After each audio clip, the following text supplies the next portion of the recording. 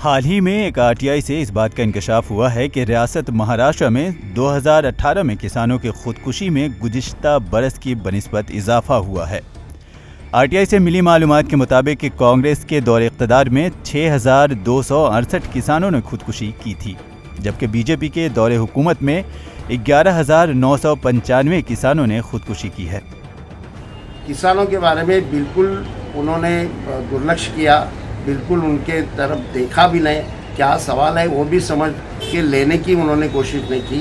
बातें बताते रहे लेकिन कुछ हुआ नहीं। अभी 2-2 हज़ार रुपया हम किसानों को देंगे, 2,000 रुपया ने भीख देने जैसा है। किसानों की खुदकुशी के वाक़यात औरंगाबाद, अमरावती, विदर्भ में सबसे ज़्यादा पेश आए हैं। जानकारी से ऐसे पता चल रहा है कि जो कांग्रेस के टाइम का जो गवर्नमेंट था उसमें कुछ 6,000 के आसपास आत्महत्या हुई थी, और जब बीजेपी की गवर्नमेंट आई उन 4 सालों में उसका जो आंकड़ा है वो डबल हो गया, ऑलमोस्ट 12,000 तक वो आंकड़ा पहुंचा है। इसका मतलब साफ है कि बीजेपी गवर्नमेंट कहीं ना कहीं फेल होती जा रही है जो किसानों की आत्महत्या का जो विषय है उसमें, और जो ये कर्ज माफ़ी हो रहा है या दूसरे जो स्कीम सारे ज़्यादा इफेक्टिव नहीं हो रहे। 2015 में हुकूमत महाराष्ट्र ने किसान को मिलने वाले मुआवजे को 1 लाख से बढ़ाकर 5 लाख रुपए तक कर दिया था। बावजूद इसके किसानों की अमवात का सिलसिला थमने का नाम नहीं ले रहा।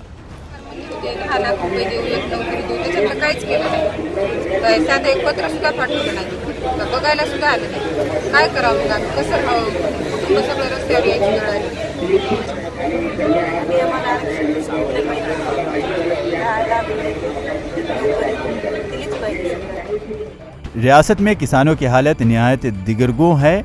किसानों ने स्वामीनाथन कमीशन के नफाज के लिए मुतअद्दिद मरतबा रैली भी निकाली है।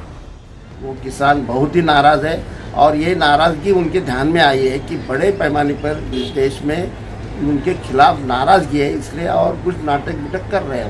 वो घोषणाएँ हुई लेकिन अमल कहाँ था। घोषणाएँ वो तो हम हमेशा करते रहे थे, उसको जुल्मेबाजी बोलते हैं। हुकूमत ने किसानों के कर्ज माफ़ करने के लिए स्कीमें नाफिज की हैं, लेकिन उनके नतायज ज़मीनी सतह पर ना के बराबर हैं। ईटीवी भारत के लिए शाहिद अंसारी की रिपोर्ट।